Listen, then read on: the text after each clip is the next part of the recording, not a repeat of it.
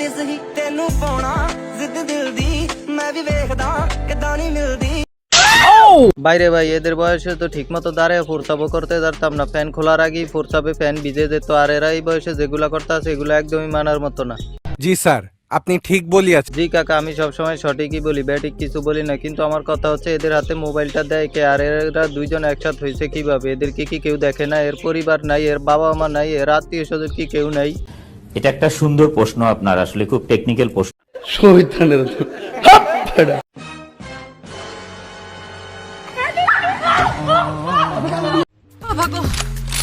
ভিডিওটা দেখে কিছু বোঝেন নাই, আমি বলছি আপনাদের বোঝা লাগবে না, আমি আপনাদেরকে বুঝিয়ে দিতেছি। আসলে গ্রাম্য ভাষায় একটা কথা আছে যে কুত্তায় কুত্তার ফিন্নারি করে, ওইটাই আর কি। এক কুত্তা আরেক কুত্তাকে লাথি মারছে।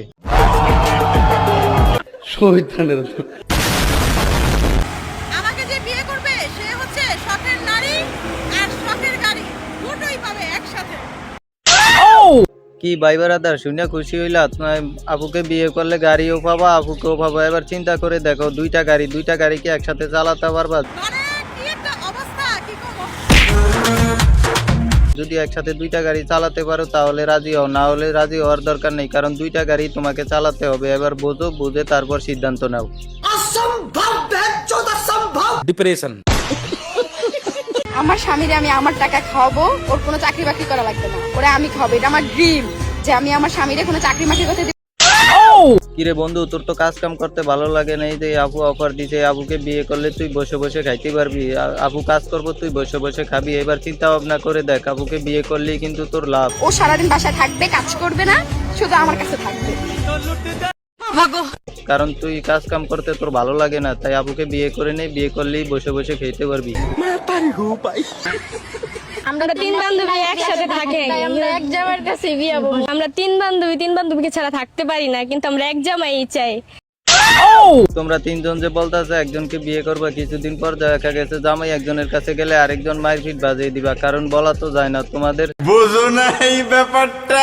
স্বভাব চরিত্র এখনই এরকম, বিয়ের পর কি হয় বলা যায় না। কারণ জামাই একজনের কাছে গেলে তোমরা তিনজন ধরিয়া পরে মারবা, তারপর কি হইবে? তাই বলতাছি ভাই, কেউ রাজি হইন না, তাহলে আপনার জীবন শেষ।